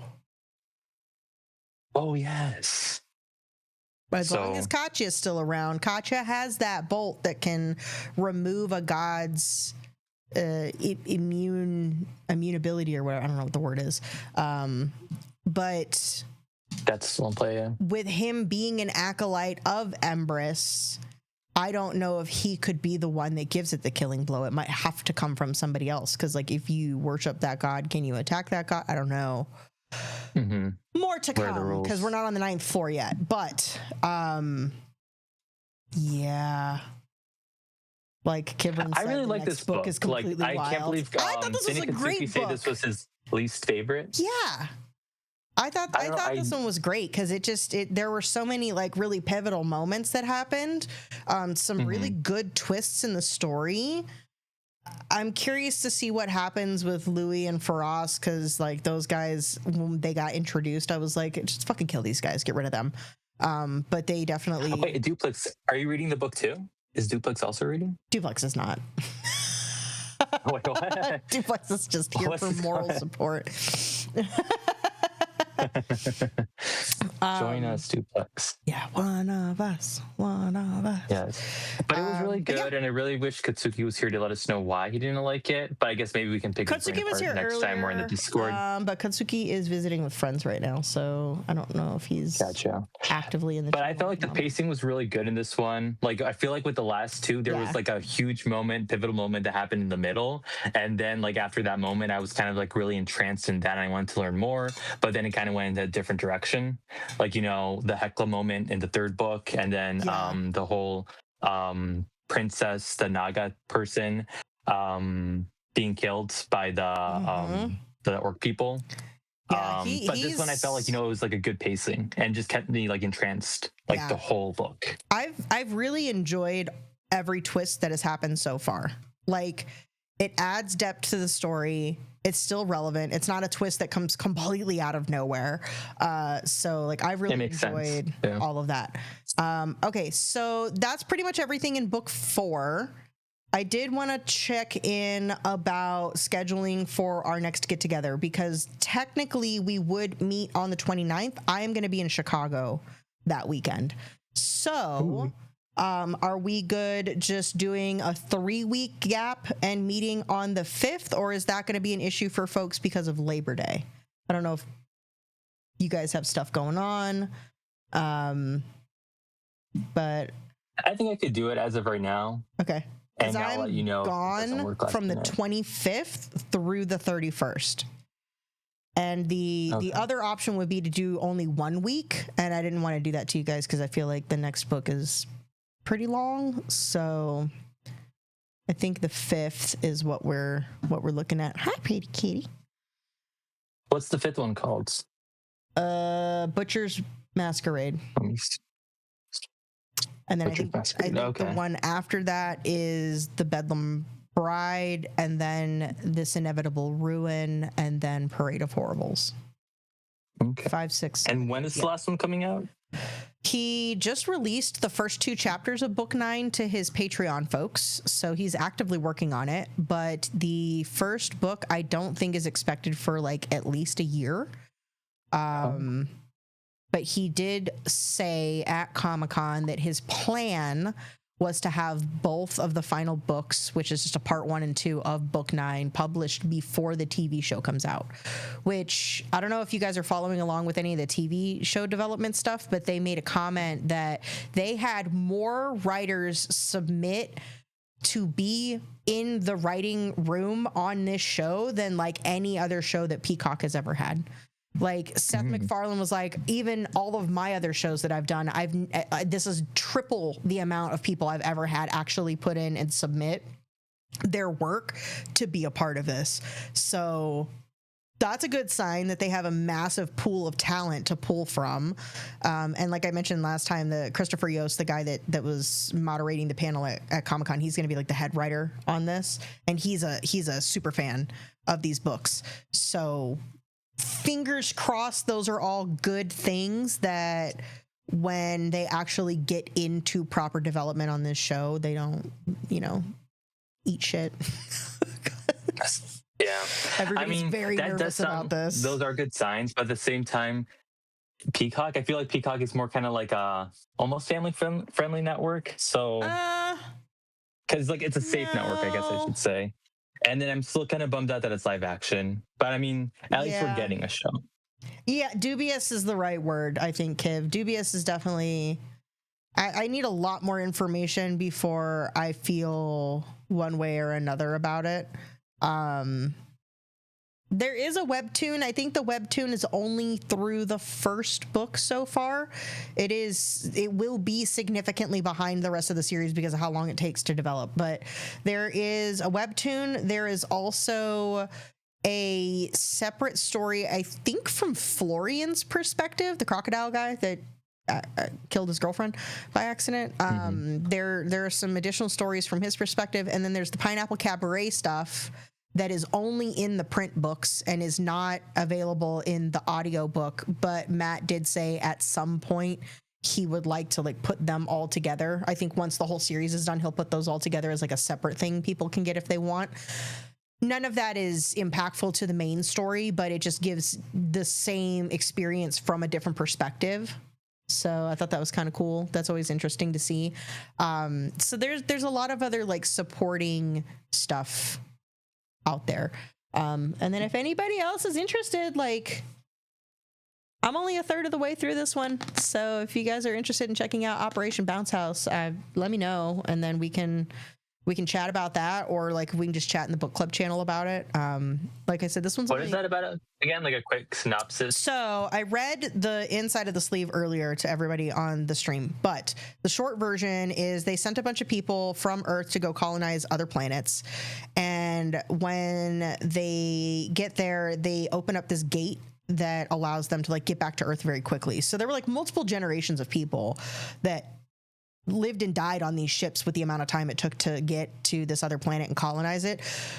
Around the time that these people are being told that they're going to be able to, you know, like live a peaceful life on this planet and do their thing, these mechs show up and start killing people. And what they find out is that there was a corporation on Earth that basically gamified the murder of everybody on this planet. And so they sold the rights to virtually control these mechs and go on this planet and evict the terrorists, which they're not. They're just people trying to live their lives on this planet. But they've spun this whole media story to people on Earth that they're evil and they need to be eradicated. And instead of spending all the, like, war is expensive, they find a way to capitalize off of it.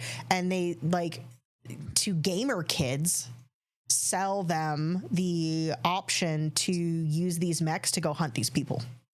And so the story is like these kids are all like in their early 20s. Like they're very young and they've never fought before. They've never seen a gun. They have some AI robot technology that they're purposing for like agriculture on the planet, that when they get attacked, it goes into like defense mode.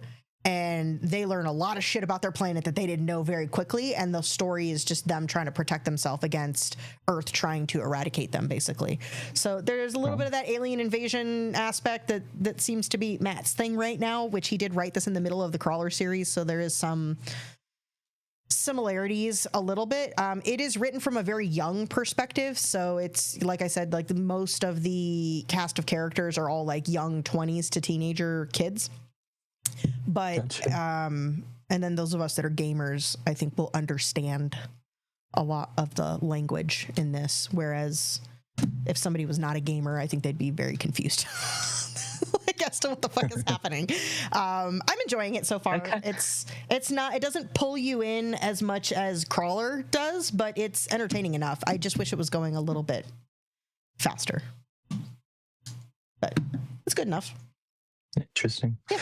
It kind of reminds me of the comment that Lucia Marr made this book, where she's like, "This isn't real." Like you know, like that was kind of crazy. But at the same time, I think she's just crazy. So Yeah, the bitch is nuts. That bitch is nuts. Needs to go. Yep. I feel sorry for her that she was put in this position. I mean, she's a kid, but she just seems far gone, unfortunately. Can't wait to get her backstory. For sure. Like, I definitely am looking forward to learning more about how, just all of it, how, why. Yeah, her origin. We're definitely gonna get it. At some point. But I know the next book is Butcher's Masquerade, and is one that I don't know any of the details about, but I have seen many posts from people that this book is pivotal, and I think the ending of it is intense. So needless to say, all of these books are pretty intense, but this one in particular, I think is like one of the big standouts of the series. So I'm excited to get into that one. But yeah, we'll give this one a 3-week window. So we will shoot for Saturday, September 5th, same time, same place. That is accurate. Okay. Because I think Kivrin and Kotsuki are both ahead of us and have already read book 5. So we'll get there. I'm kind of scared. We get there. Pivotal, as in maybe major people die. Probably. We'll see, I guess. Probably. They're gonna Game of Thrones it, of course. I feel like this series would be remiss without killing off some major character that we've really grown to love. So I am trying to mentally prepare myself for that at some point. But yeah, I'll get this uploaded on the YouTubes later for anybody that wasn't able to join or missed the first hour. And then I will also get a note dropped in the book club channel for our next meeting on September 5th. And then, yeah, I'm just going to go ahead and end stream here. And then I will restart up in like 15 minutes or so, and we will jump into regular stream. So I will hopefully see you guys again very soon. That is. See you guys. Thanks for the stream. Yeah. Thanks for joining.